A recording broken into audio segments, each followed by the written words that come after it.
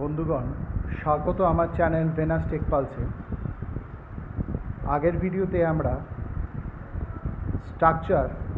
C প্রোগ্রামিংয়ের structure নিয়ে আলোচনা করেছিলাম এবং কিভাবে স্ট্রাকচার ডিফাইন করতে হয়, অ্যাক্সেসিং স্ট্রাকচার মেম্বার, এই সবই জিনিস নিয়ে আমরা আলোচনা করেছিলাম। আজকে আমাদের ভিডিওর বিষয়বস্তু হচ্ছে এই স্ট্রাকচার প্রোগ্রামিংকে কী করে আমরা ইমপ্লিমেন্ট করব বা কী করে লিখব। যদি এরকম লেখা থাকে যে wire to create multiple structure variable, যদি অনেকগুলো স্ট্রাকচার ভেরিয়েবল তৈরি করতে হয় তখন আমরা কি করব। হ্যাশ ইনক্লুড stdio.h স্ট্রাক্ট বুক।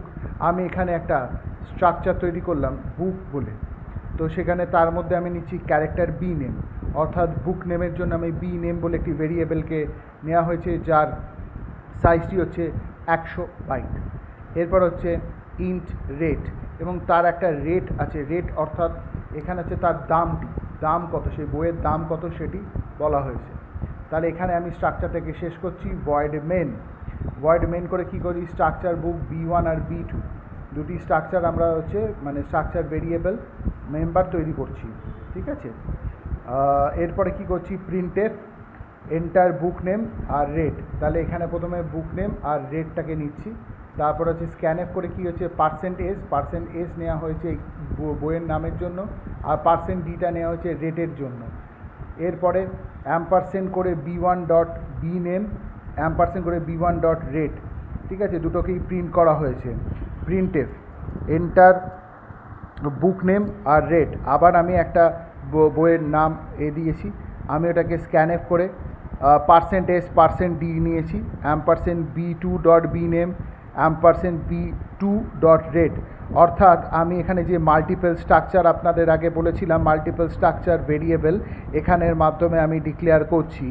এরপরে করছি কি, প্রিন্টএফটা আবার চালিয়ে আমরা বুক নেম %s করে বি ডট বি নেমটা আমরা প্রিন্ট করে দেবো।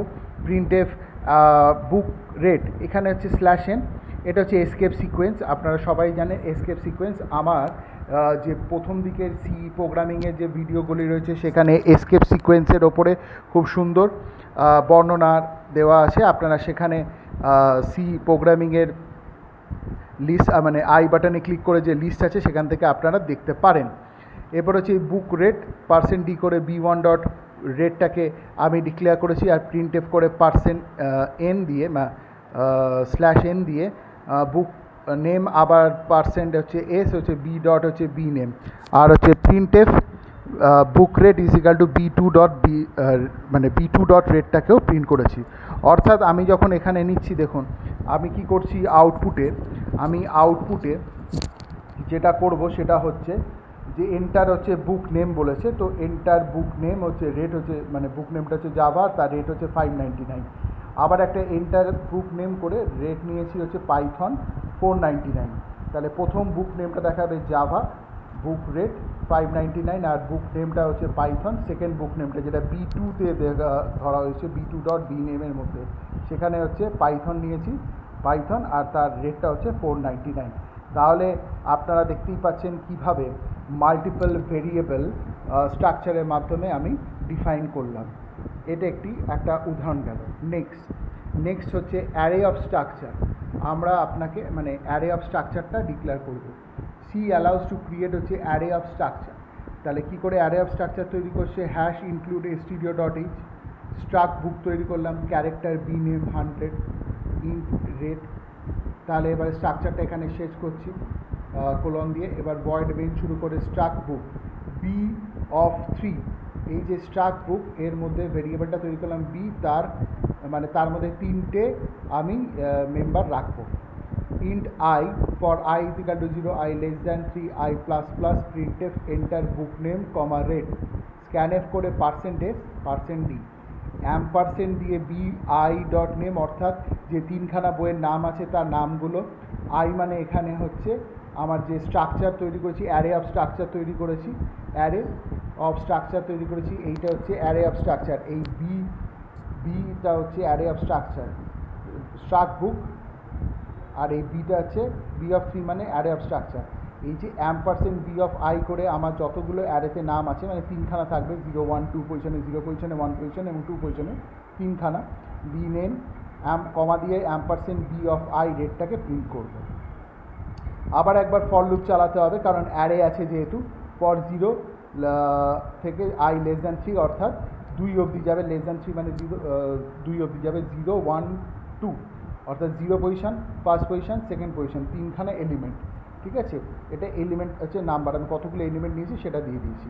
বুক নেম করে পার্সেন্ট এস দিয়ে আমি কি করেছি, বি আই অফ বি নেমটাকে প্রিন্ট করব, আর প্রিন্ট এফ রেট দিয়ে অ্যাম্পারসেন্ট দিয়ে বিআই অফ রেটটাকে প্রিন্ট করব।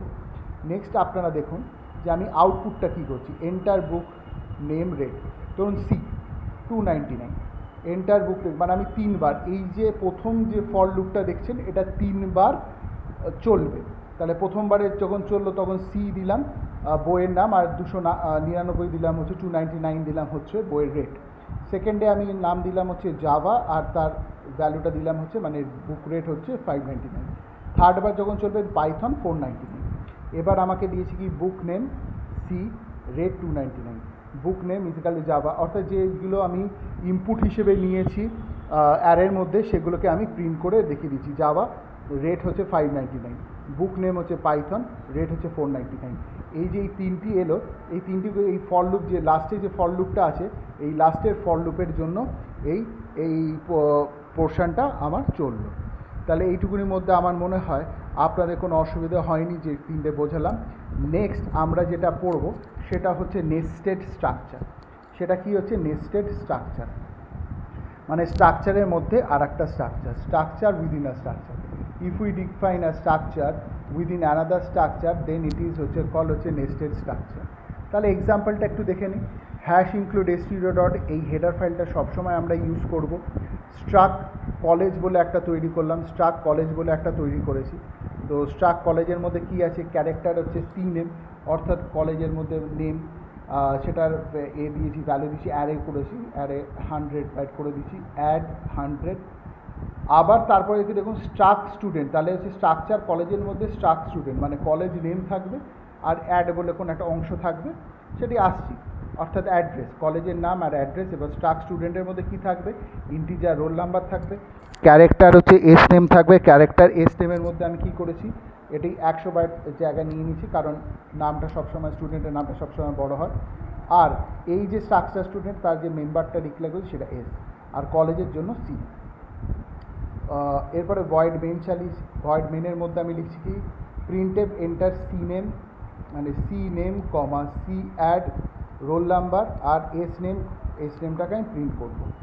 Percent S, percent S, percent S, percent D, percent D. Percent S হচ্ছে নেমের জন্য, পার্সেন্ট এস হচ্ছে অ্যাড্রেসের জন্য, আর পার্সেন্ট ডি আর রোল নাম্বার। আর সেকেন্ডটা হচ্ছে এখানে একটা ছোট্ট মনে হয় ভুলে গেছে, এখানে এটি হবে এস করতে হবে, কারণ নেম আছে বলে এটিকে এস করতে হবে, কোনোভাবে এটি আমি ভুল লিখে ফেলেছি তাড়াহুড়োর মধ্যে, এটি এস।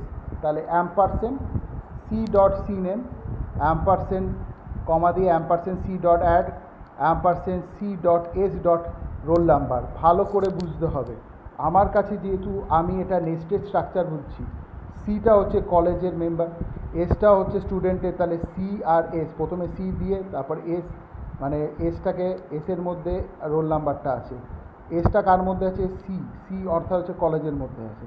ঠিক একইভাবে এস নেমটা কার মধ্যে আছে, এসের মধ্যে আছে, এই এসটা কার মধ্যে আছে, কলেজের মধ্যে আছে, তাহলে সি ডট এস নেম। কিন্তু সি নেমটা কিন্তু শুধু সি এর মধ্যে আছে, এখানে কিন্তু এস এর মধ্যে নেই।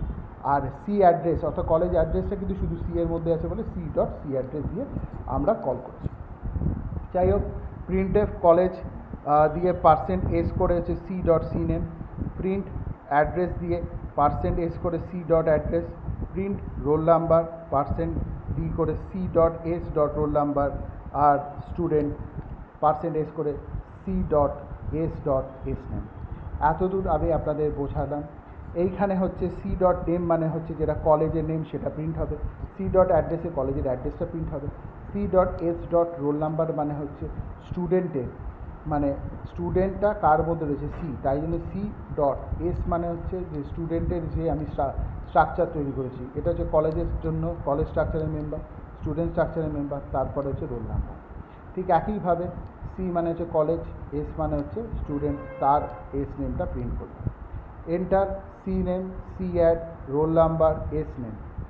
তাহলে কী হলো, ধরুন আমি দিয়েছি 408 রাহুল, কলেজ হচ্ছে VVIT, অ্যাড্রেস হচ্ছে কর্ণাটকা, রোল নাম্বার হচ্ছে 408, আবার স্টুডেন্ট হচ্ছে রাহুল।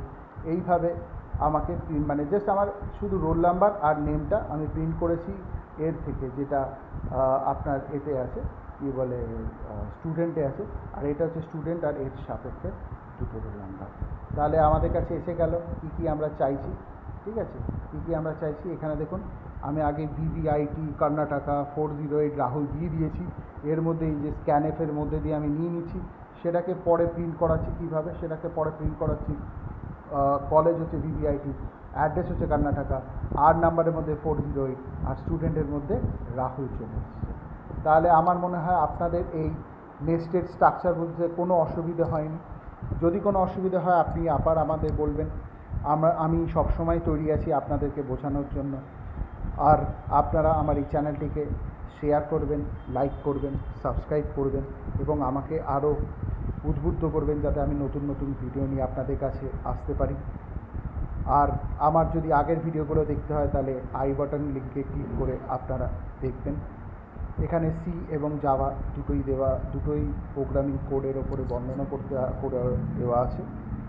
আজকের জন্য এইটুকুনি, নমস্কার।